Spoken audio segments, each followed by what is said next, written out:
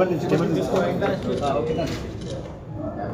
నమస్కారం. ఈరోజు మన డిసెంబర్ 2025 రికవరీ మేళా డిసెంబర్లో 77 కేసెస్ జరిగితే 44 కేసులు మనం ఛేదించి 42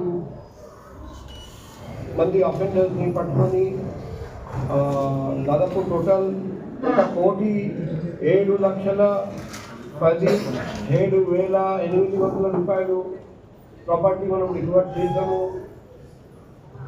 అందులో బంగారం 294.125 గ్రాములు, వెండి 301.28 గ్రాములు, cash 1,72,515 motorcycle, 1 auto, 340 mobile phone, 12 auto battery, 1 bus, 2 metric ton బొగ్గు రికవరీ చేయడం జరిగింది. మన కేసు చూస్తే మ్యాక్సిమం 2,000 క్రైమ్, 1,00,000 ఎంబీబీ మ్యాక్సిమం 40,95,000 విలువైన ప్రాపర్టీ రికవర్ చేస్తారండి. ఫాలోడ్ బై అడినోవా 3,07,000 రూపాయలు విలువైన వస్తువులు రికవర్ చేశారు. కంపెనీ చేస్తే లాస్ట్ మంత్ 1,97,550 రూపాయలు విలువైన వస్తువులు, ఈ నెల 1,07,17,800 రూపాయలు విలువైన వస్తువులు రికవర్ చేయడం జరిగింది. ఈసారి 380 మంది బెనిఫిట్ పొందుతున్నారు. ఈరోజు వరకు చూస్తే లాస్ట్ 1.5 సంవత్సరంలో 7,478 మంది బెనిఫిట్ పొందారు రికవరీ వేళ వల్ల. టోటల్ లాస్ట్ 1.5 సంవత్సరంలో 25,98 లక్షలు విలువైన వస్తువులు మనం రికవర్ చేస్తాం.